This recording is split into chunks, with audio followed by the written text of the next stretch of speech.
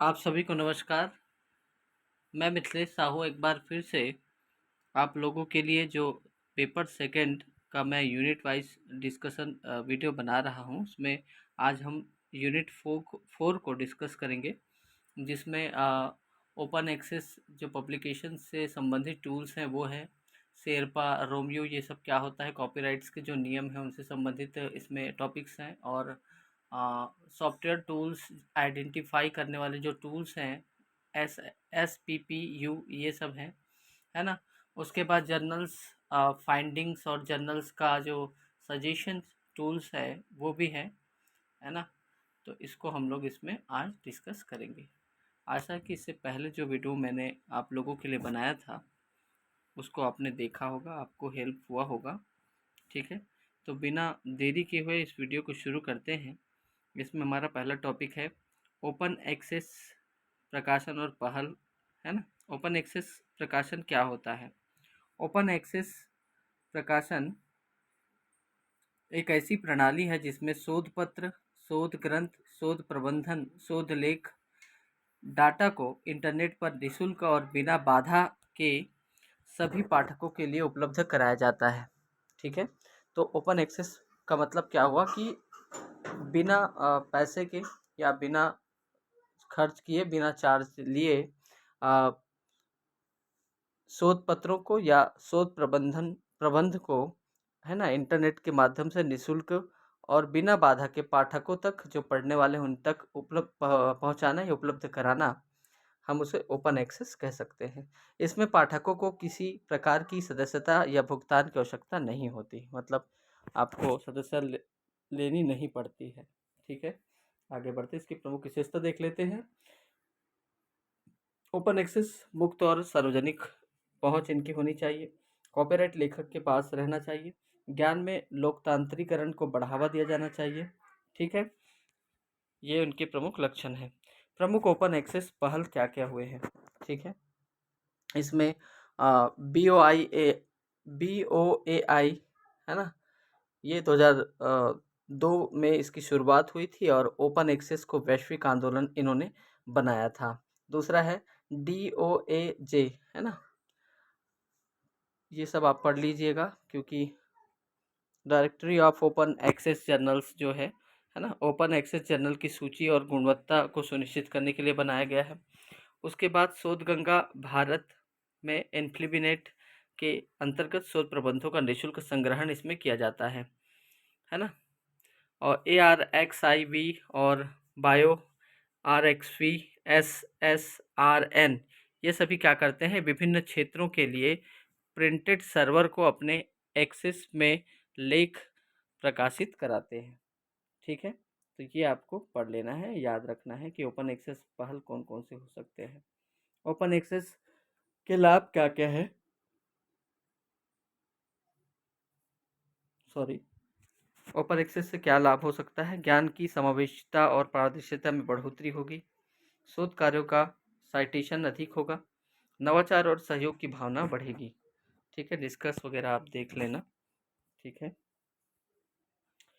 अब अगला टॉपिक है कॉपीराइट, स्वास्थ्य संग्रहण नीति एवं शेरपा, रोमियो संसाधन, ये सब क्या है? कॉपीराइट क्या है? कॉपीराइट एक कानूनी अधिकार है जो लेखक, शोधकर्ता या रचनाकार को उसकी मूल कृति, लेख, चित्र, शोध आदि पर स्वामित्व प्रदान करता है। इसके अंतर्गत रचनाकार यह तय करता है कि उसका कार्य किस रूप में और कहाँ प्रकाशित या पुनः प्रकाशित हो सकता है। ठीक है, तो ये कॉपीराइट एक कानूनी नियम है जो शोधकर्ता या रचनाकार की मूल कृति जो होते हैं उसके उसके स्वामित्व के लिए प्रदान किया जाता है, ताकि उनके जो शोध है या लेख है उसको कोई चोरी करके गलत प्रयोग ना करे। ठीक है, उसकी अनुमति लेकर करे। ठीक, कॉपीराइट के प्रमुख तत्व क्या है? किसी भी प्रकाशित या अप्रकाशित कार्य पर लेखक का पूर्ण अधिकार है। प्रकाशक के साथ कॉपीराइट समझौते करने की आवश्यकता होती है। लेखक चाहे तो ओपन एक्सेस या रजिस्टर्ड एक्सेस का चयन कर सकता है। इसके अंतर्गत प्रकाशन नैतिकता के अंतर्गत सिद्धांत कौन कौन से हैं? मौलिकता का सिद्धांत, जिसमें कॉपीराइट केवल मौलिक कार्यों पर लागू होता है। स्वामित्व सिद्धांत, लेखक को अपने कार्यों के उपयोग पर नियंत्रण का अधिकार है। सूचना की स्वतंत्रता, ओपन एक्सेस की ओर प्रवृत्ति ज्ञान को सार्वजनिक रूप से उपलब्ध कराना इसके अंतर्गत आता है। ठीक है। दूसरा जो पॉइंट है, स्वास्थ्य संग्रहण नीति, सेल्फ अचीविंग पॉलिसी। स्वास्थ्य संग्रहण वह प्रक्रिया जिसमें लेखक अपने शोध लेख को किसी संस्थागत या व्यक्तिगत रिपोजिटरी जैसे शोधगंगा, एकेडमिक या एजुकेशन, ठीक है, में संग्रहित कराता है ताकि वह स्वतंत्र रूप से पाठकों के लिए उपलब्ध हो सके। ठीक है। इसके प्रकार है pre print, post print. Pre print मतलब प्रकाशन से पहले का संस्करण और पोस्ट प्रिंट मतलब समीक्षा के बाद का संस्करण, है ना। और पब्लिशर्स वर्जन्स जो होते हैं प्रकाशक द्वारा अंतिम रूप से प्रकाशित संस्करण, ठीक है, इसके अंतर्गत आते हैं, है ना। लाभ अगर देखें तो शोध का अधिक प्रसार और उपयोग किया जाना चाहिए, साइटेशन की संख्या वृद्धि होती है, समाज के सभी लोगों में समान पहुंच बढ़ती है। ठीक है। अगला टॉपिक है शेरपा और रोमियो, ऑनलाइन संसाधन उनका उपयोग क्या है। शेरपा या रोमियो, और रोमियो क्या है। शेरपा रोमियो एक ऑनलाइन डेटाबेस है जो विभिन्न वैज्ञानिक पत्रिकाओं की कॉपीराइट और स्वास्थ्य संग्रहण नीतियों की जानकारी प्रदान करता है। इसे यूके के जिक्स, है ना, जिस्क संगठन द्वारा प्रतिबंधित किया जाता है। प्रतिबंधित नहीं, प्रबंधित किया जाता है, माफ कीजिएगा। इसे यूके के जिस्क संगठन द्वारा प्रबंधित, ठीक है, या मैनेज किया जाता है। ठीक है। शेरपा की प्रमुख विशेषता क्या क्या है। पत्रिकाओं की नीतियों की जांच करना, जिस जर्नल में पत्रिकाएं छपी हैं, है ना, प्री प्रिंट और पोस्ट प्रिंट की अनुमति देता है। कॉपीराइट नियमों की जानकारी, लेखकों और प्रकाशकों के अधिकार की समीक्षा करता है। ओपन एक्सेस की नीति, जैसे कौन कौन लेख मुक्त और संग्रहित किए गए हैं, इसको देखता है। रंग आधारित कोडिंग, ग्रीन, ब्लू, येलो और वाइट कोड द्वारा नीति को स्पष्ट करता है। रंग कोडिंग क्या है, इसमें देख सकते हैं हम लोग रंग और इसकी नीतियाँ क्या है। जैसे ग्रीन होगा तो प्रिंटिंग और पोस्ट प्रिंटिंग जैसे संग्रहित के लिए संग्रहित किया जा सकता है। ब्लू अगर रंग है तो केवल पोस्ट प्रिंट संग्रहित किया जा सकता है। येलो है तो केवल प्रिंटिंग की अनुमति होगी, और वाइट है तो स्वस्थ संग्रहण की अनुमति नहीं होगी। तो ये रंग को भी आपको याद रखना कि इस रंग से ये इसके मायने हैं। ठीक है। उसके बाद शेरपा के प्रमुख संबंधी सिद्धांत क्या क्या है। सूचनात्मक पारदर्शिता सिद्धांत, लेखक को स्पष्ट जानकारी मिलती है कि वह क्या साझा कर सकता है। नैतिक प्रकाशन सिद्धांत, जिसमें गलत या प्रतिबंधित स्वरूपों को साझा करने से बचाव होता है। शोध की पहुंच तक का लोकतंत्र सिद्धांत, जिसमें समाज के सभी वर्गों तक शोध कार्य समान रूप से पहुंचने में सहायता प्रदान करता है। ठीक है। निष्कर्ष को आप देख लीजिएगा। ठीक है। उसके बाद हम लोग पढ़ते हैं SPPU द्वारा विकसित प्रोजेक्टरी प्रकाशन की पहुंच और सॉफ्टवेयर टूल्स, है ना। ठीक है। तो एस SPP यू है, ठीक है। इसमें SPP को क्या कहते हैं, फुल फॉर्म आएगा software tools to identify predatory publications development by SPPU in Hindi. ठीक है। तो इसको हम लोग पढ़ेंगे। प्रोजेक्टरी प्रकाशन का परिचय। प्रोजेक्टरी प्रकाशन क्या है। प्रोजेक्टरी या शिकारी प्रकाशन वे जर्नल होते हैं जो शोध प्रकाशन के नाम पर केवल धन कमाने के उद्देश्य से कार्य करते हैं। ये जर्नल्स निम्न गुणवत्ता, बिना समीक्षा, पीयर रिव्यू और संदिग्ध संपादकीय प्रथाओं के साथ काम करते हैं। तो प्रोजेक्टरी जो प्रकाशन है ना, वो एक शिकारी जर्नल्स के रूप में कार्य करता है और अपने धन कमाने के उद्देश्य से ही कार्य करता है। इसमें गुणवत्ता की कमी होती है, ऐसा कहा जा रहा है। इसकी विशेषता क्या क्या है। प्रोजेक्टरी प्रकाशन में तेज प्रकाशन का वादा करता है, कुछ दिनों में ही पेपर प्रकाशित करके कर देता है। शुल्क लेकर प्रकाशन के लिए ऊंची फीस और बिना गुणवत्ता जांच के। नकली संपादकीय बोर्ड जाली और बिना सहमति के नामों का उपयोग करते हैं, और वेबसाइट्स की गुणवत्ता अव्यवस्थित, त्रुटिपूर्ण, अपारदर्शी जानकारी इसमें होती है। समस्याएं क्या क्या है, सॉरी, समस्याएं क्या क्या होती है? शोध की गुणवत्ता और साख पर प्रश्न उठते हैं। शोधकर्ताओं की प्रतिष्ठा और करियर को नुकसान पहुंचाया जा सकता है। वैज्ञानिक समुदाय में भ्रम और गलत जानकारी फैलती है। ठीक है, तो अब इसके बाद अगला टॉपिक है SPPU की पहल और टूल्स का विकास। तो SPPU का फुल फॉर्म क्या है? Savitri by Phule Pune university. ठीक है, SPPU का फुल फॉर्म क्या है? सावित्री बाई फुले पुणे यूनिवर्सिटी ने शोधकर्ताओं की सुरक्षा और गुणवत्ता युक्त प्रकाशन को बढ़ावा देने के लिए प्रोजेक्टरी जर्नल की पहचान करने वाला एक टूल्स विकसित किया है।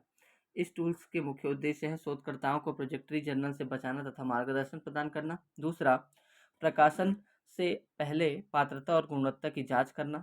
तीसरा, विश्वविद्यालयों में शोध प्रकाशन की नैतिकता को बढ़ावा देना। ठीक है, इसकी विशेषता क्या क्या है टूल्स की? माफ कीजिएगा। जर्नल की सूची जर्नल्स की सूची में देखें तो क्या क्या होना चाहिए? ISSN नंबर डालकर जर्नल की वैधता की पुष्टि की जा सकती है ना, इन टूल से। और उसके बाद फिर DOAJ डॉज और UGC केयर की सूची की तुलना विश्वसनीय ओपन एक्सेस और UGC की सूची से मिलान किया जा सकता है। प्रकाशन शुल्क की जानकारी, शुल्क की पारदर्शिता जांच सकते हैं इसमें, इन टूल से। और संपादकीय बोर्ड की समीक्षा संपादकों की प्रामाणिकता को पुष्टि की जा सकती है।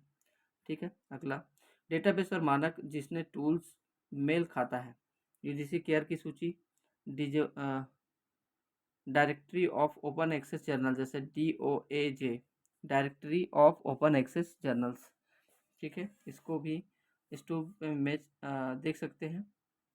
और बेलिस लिस्ट है ना, बेलिस लिस्ट जिसमें प्रोजेक्टरी प्रकाशनों की पुरानी सूची होती है।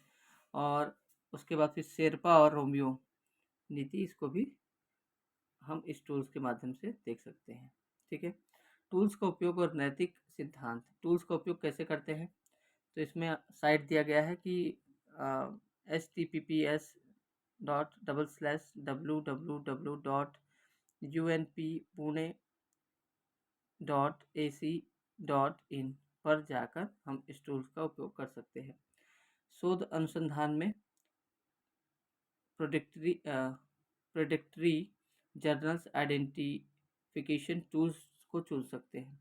जर्नल्स का नाम और ISSN या वेबसाइट लिंक दर्ज कर सकते हैं। टूल आपको बताएगा कि वह जर्नल विश्वसनीय है या प्रोजेक्टरी। ठीक है, आगे बढ़ते हैं। नैतिक सिद्धांत। नैतिक सिद्धांत मैंने ऊपर आपको डिटेल डिस्कशन किया था नैतिकता के बारे में, फिर भी आप एक बार इसको देख लेंगे, है ना। SPPU टूल्स के लाभ क्या क्या है? युवा शोधकर्ताओं को भ्रमित प्रकाशन से बचाना, विश्वविद्यालय स्तर पर मानक और नैतिक प्रकाशन को बढ़ावा देना, उच्च शिक्षा में गुणवत्ता को सुधार करना और शोध कार्यों की वैश्विक मान्यता को बढ़ावा देना, ये सब आएगा इसके अंतर्गत। ठीक है, इसका निष्कर्ष आपको देख लेना है SPPU।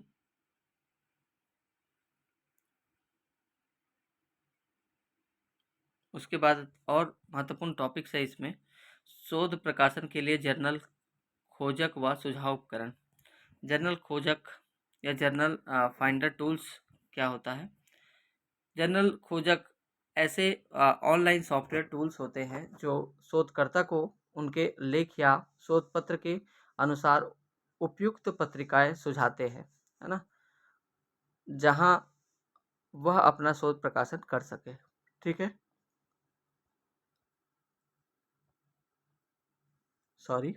ये उपकरण शोधकर्ताओं को यह तय करने में मदद करते हैं कि उनके शोध लेख को कौन सी पत्रिका स्वीकार कर सकती है। साथ ही पत्रिकाओं की पहुंच, शुल्क, समीक्षा, समय और प्रभाव कारक इम्पैक्ट फैक्टर जैसी जानकारी भी प्रदान की जाती है।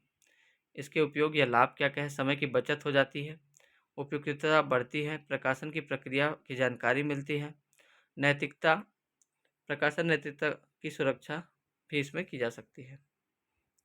इन जर्नल के प्रमुख सुझाव हैं: Jain journal and author name estimator. ठीक है, वेबसाइट्स को आप देख लेंगे। विकसित करता है बायोसेमेंटिक्स ग्रुप नीदरलैंड। ठीक है, इसको आप अच्छे से देख लेंगे। मुख्य विशेषता अगर देखें तो शीर्षक, शोध का शीर्षक, सारांश और कीवर्ड डालने पर या टूल्स पबमेड आधारित पत्रिकाओं की सूची प्रदान कर सकता है। चिकित्सा और जीवन विज्ञान के शोधकर्ताओं के लिए यह विशेष उपयोगी होता है। इसकी विधि क्या क्या है उपयोग की? जेन्स की वेबसाइट खोलें, शोध लेखक को शीर्षक या सारांश पेस्ट करें, फाइंड जर्नल्स को क्लिक करें और सुझाव की गई पत्रिकाओं की सूची और स्कोर देखें। ठीक है, एल्सवेयर जर्नल फाइंडर, इसका भी वेबसाइट दिया गया है। विकसित करता एल्सवेयर प्रकाशन समूह है। विशेषता, शीर्षक और सारांश के आधार पर एल्सवेयर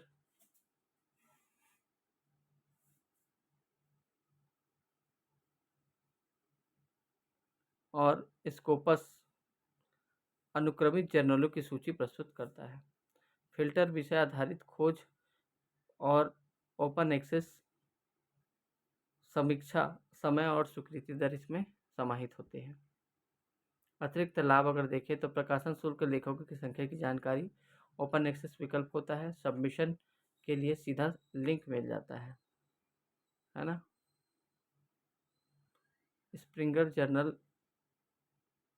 सजेस्टर है ना, सजेस्टर सॉरी, इसका भी वेबसाइट यहाँ पर दिया गया है। और शोधकर्ता स्प्रिंगर नेचुरल समूह है जो सामाजिक विज्ञान, शिक्षा, पर्यावरण और इंजीनियरिंग बायोकेमिकल विज्ञान पर प्रकाशित करता है। इसका इम्पैक्ट फैक्टर है ना, एक्सेप्टेंस रेट क्या है, ये सब इसमें आ जाता है। एवरेज रिव्यू टाइम जैसे फिल्टर, ये सब इसके अंतर्गत आ जाते हैं। इसकी विधि, उपयोग विधि, वेबसाइट पर शीर्षक और सारांश दर्ज करें, अनुशासित स्प्रिंगर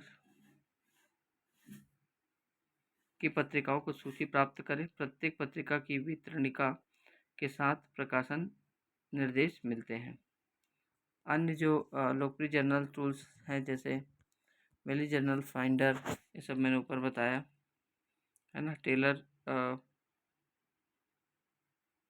फ्रांसिस जर्नल सजेस्टर, ये सब है, इसको भी आपको देख लेना है। और पब रे माइनर, ये बायोमेडिकल के क्षेत्र में महत्वपूर्ण है, निष्कर्ष को आपको देख लेना है। ठीक है, तो ये चौथा यूनिट यहीं समाप्त होता है। इसमें इम्पॉर्टेंट जो टर्म्स हैं उसको आपको देख लेना है ना। ओपन एक्सेस जो पब्लिकेशन, ये सर्विस, ये सबको देखना है। शेरपा रोमियो क्या है इसको देखना है। उसके बाद फिर SSPU क्या है उसको देख लेना है ना। जेनिक्स, एल्सीवर जर्नल्स, स्प्रिंगर जर्नल्स, सजेस्टर, ये सबको आपको देख लेना है। इससे संबंधित कुछ महत्वपूर्ण प्रश्न है ऑब्जेक्टिव वाला, उसको देख लेते हैं। ओपन एक्सेस प्रकाशन का मुख्य उद्देश्य क्या होता है? तो इसका मुख्य उद्देश्य क्या होगा? सॉरी, ओपन एक्सेस प्रकाशन का मुख्य उद्देश्य क्या है? उत्तर होगा शोध को निःशुल्क और सार्वत्रिक रूप से उपलब्ध कराना। DOAG का पूर्ण नाम क्या है? तो क्या होगा? Directory of open access journals. Sherpa और रोमियो संसाधन किससे संबंधित है? तो पत्रिका की स्व आर्काइविंग नीतियों से संबंधित है। स्व आर्काइविंग नीति का संबंध किससे है? तो लेखकों द्वारा अपने शोध को पुनः संग्रहित करने से। प्रोजेक्टरी पत्रिकाओं की पहुंच वाले टूल्स कौन से? UGC care list. प्रोजेक्टरी पत्रिकाओं की विशेषता क्या होती है? तेज प्रकाशन शुल्क लेकर बिना समीक्षा। SPPU द्वारा विकसित सॉफ्टवेयर किस उद्देश्य से बनाया गया है? प्रोजेक्टरी प्रकाशन की पहचान के लिए, स्कैनिंग के लिए, माफ कीजिएगा, SPPU द्वारा किसको कौन से सॉफ्टवेयर को उद्देश्य क्या है? SPPU द्वारा विकसित सॉफ्टवेयर किस उद्देश्य से बनाया गया है? तो प्रोजेक्टरी प्रकाशन की पहचान करना से। ठीक है, जेन टूल्स का उपयोग किसके लिए होता है? तो उचित पत्रिका खोजने के लिए। एल्सवेयर जर्नल्स फाइंडर किस क्षेत्र में उपयोग किया जाता है? तो सभी विषयों को उपयुक्त पत्रिकाएं खोजने से। स्प्रिंगर जर्नल सजेस्टर किसका उदाहरण है? जर्नल फाइंडर टूल्स का। ओपन एक्सेस प्रकाशन में कौन से दो प्रमुख समूह हैं? तो ग्रीन और गोल्ड। ग्रीन ओपन एक्सेस का अर्थ होता है लेखक को स्वयं संग्रहित करना। यूजीसी केयर सूची का उपयोग क्यों किया जाता है? ताकि अनुक्रमित और गुणवत्ता वाले पत्रिकाओं की पहचान की जा सके। स्कोपस किसका उदाहरण है? तो डेटाबेस का उदाहरण है। शोध पत्रिकाओं की नैतिकता बनाए रखने के लिए शोधकर्ता को क्या करना चाहिए?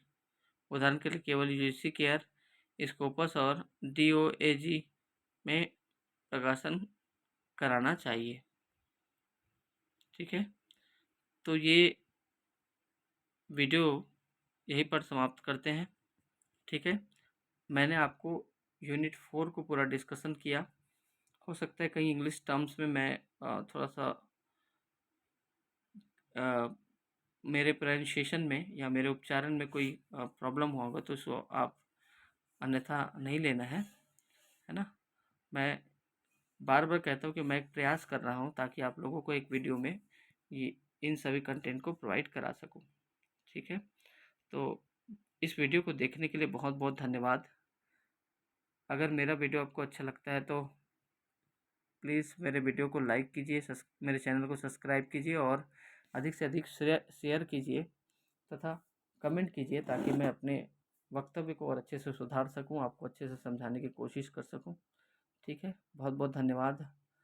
जय हिंद, जय भारत, जय छत्तीसगढ़। Thank you.